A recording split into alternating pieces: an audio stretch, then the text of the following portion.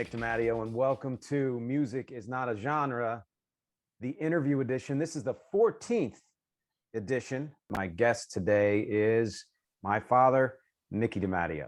How you doing? How you doing, buddy? Good to see you. I'm all right, you know. Last time we spoke, as hopefully many of you know, we did a two-part interview last season, and it was two parts because we had so much to talk about. And I realized upon wrapping that interview that it could have been even longer.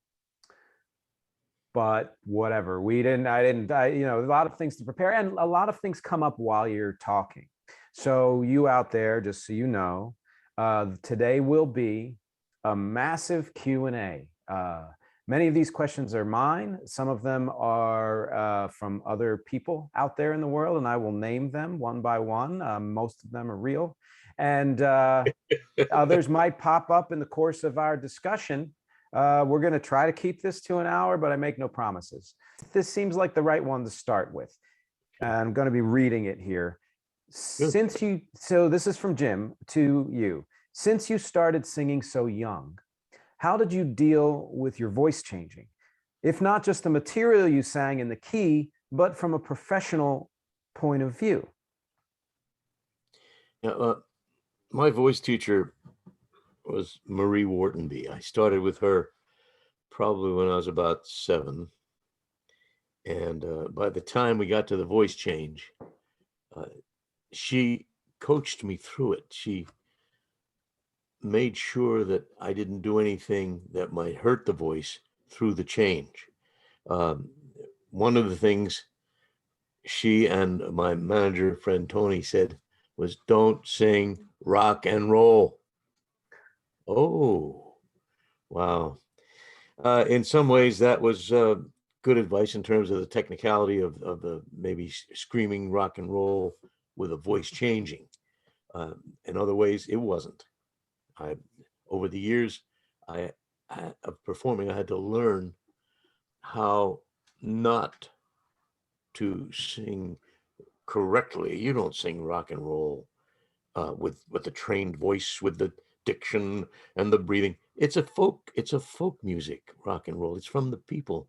People don't take voice lessons and Mrs. Whartonby, God bless her, emphasized 2 things: diction and projection. Mm-hmm. So people have to understand what you're saying, and they have to hear what you're singing. So that was her emphasis, and it worked to that degree. And it took me a while again to unlearn things, not unlearn, but not use the big voice all the time. I was working a place in Wildwood called the Ramada Inn back in 77, the summer of 77. Mm-hmm. And I had just learned Kenny Rogers' song Lucille. And I started performing it, and during a break, I didn't take that many breaks, but the bartender said, "Nicky, you're singing this with your voice. I mean, it's a country tune, you know." And darn if he wasn't right, you know. So I started acting the song, and I became the character in the song.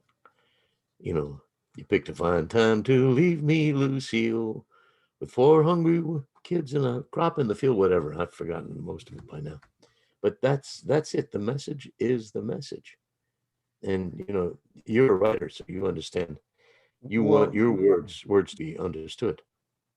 Well, there's that, yes. And I think that the other thing that you're saying, or that I'm, believe is important, is the emotion of what you're singing. And it's often, I have found it to be true that, let's say it's less experienced singers, or singers who are maybe still trying to find that way of expressing passion more freely or something, tend to spend a lot of time and effort emphasizing the technique often at the expense of the emotion.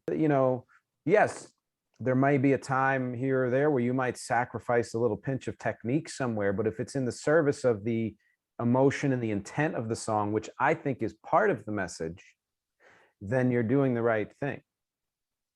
That's exactly right. Sacrifice the technique to get the message across, to get the feel across. The emotion, that's really kind of hard to pinpoint. I let the spirit take over when I sing, when I perform. The spirit of the song itself and what's coming through the message of the song. And I keep turning to the word acting, you know. So the old Stanislavski, he said that you could sum up Stanislavski's method in 2 words. What if? What if? Yeah. Okay, what if I were in this particular circumstance that the song is depicting? Right. Uh, but I don't do that with any technical, you know, kind of